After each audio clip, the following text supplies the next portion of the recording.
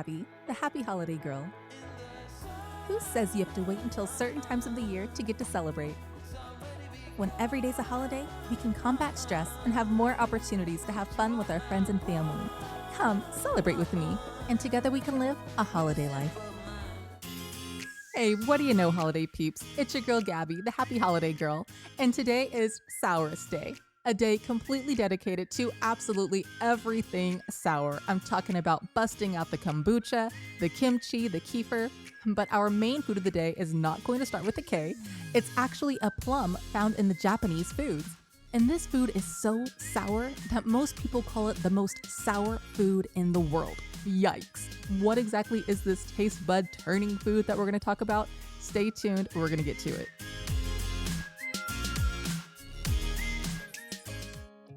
The question of the day is, why do some people like sour foods while others really don't? I'll be honest with you, I don't like sour foods. I like everything sweet. I like chocolate. I like sugar. I like honey. I like things that make me feel good. So the thought of something sour is really not appealing to me. But you know what? It wasn't always that way with me. Whenever I was little, I used to like to eat the sour candies that are followed up with a sugary taste afterwards. I mean, most kids do. They're kind of fun to see who can handle the sourest taste the longest. And that's actually not a coincidence. According to scientificamerican.com, in general, kids really do prefer sour taste much more than adults do. In a study, researchers found that over 1/3 of kids tested preferred the sourest food tested, whereas virtually none of the adults preferred this food. I wonder if some of the interest with kids in sour foods is that they're so little and foods and taste are so new in their life. And so whenever they see a friend maybe try a new sour food and they scrunch up their face, or they see an adult and they squeeze their face at a lemon, I think they think it's funny. So for kids, they're much more willing to try something sour because usually it's rewarded with something funny later or with something sweet with most candies. So it's a positive association. I think by the time most adults have gone through that phase, they would probably rather avoid the sour situation in general, already knowing what's going to happen after they take a bite into that sour candy.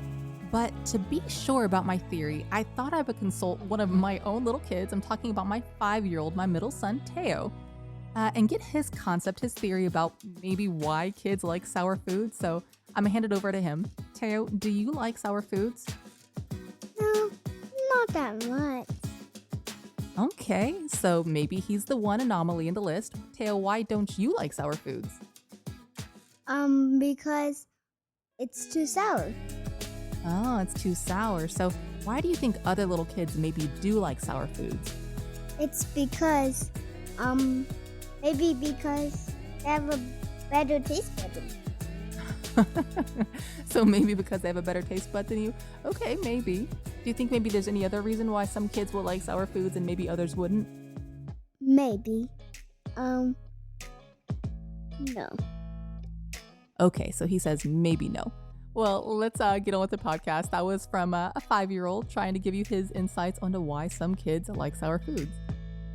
And he apparently proved mommy to be kind of mean because I thought kids would have thought that seeing a friend eat something sour would be funny. But my son has such a good heart that he says that it's not really very funny to see. So, hey, mean mommy.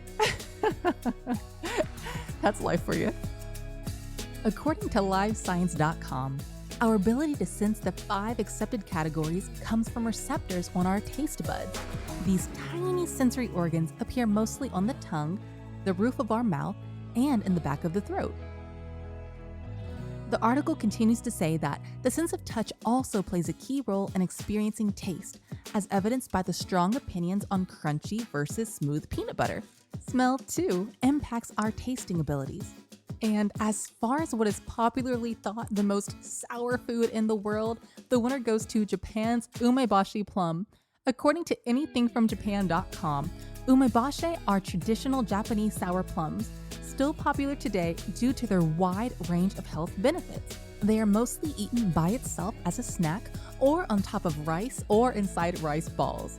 Umeboshi are known to battle or even cure fatigue, alcohol poisoning, hangovers, vomiting, nausea, diarrhea, infections, and more. How amazing is that? But you have to be able to handle the sourness of the fruit. The plums have been eaten for centuries by Japanese families and are said to have restorative and preservative properties.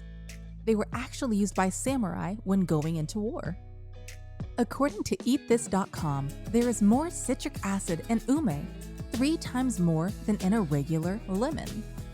Now, I think lemons are already really sour. I'm not a sour person, guys. Lemonade even, sometimes that twinge of sour just does a lot for me.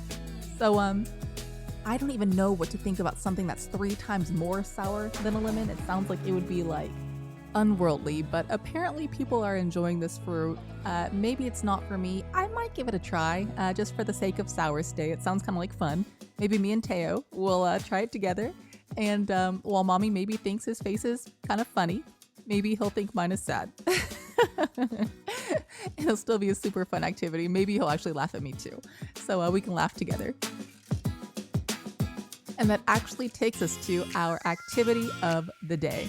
Today, something super fun to do is to go to the store, maybe let your kids pick out their favorite Sourest food and have you try it. You know, we already have discussed that mommy doesn't like sour things. So I think Teo actually does like pickles. Yeah, I like pickles. So maybe we'll let Teo pick out a jar of pickles and mommy will try them. So what do you think? Are you going to try some sour foods for today? Head on over to happyholidaylife.com to leave me a voice message on how you celebrate it today. You might hear yourself on a future episode. When you're there, you'll also have the opportunity to join Club Holiday.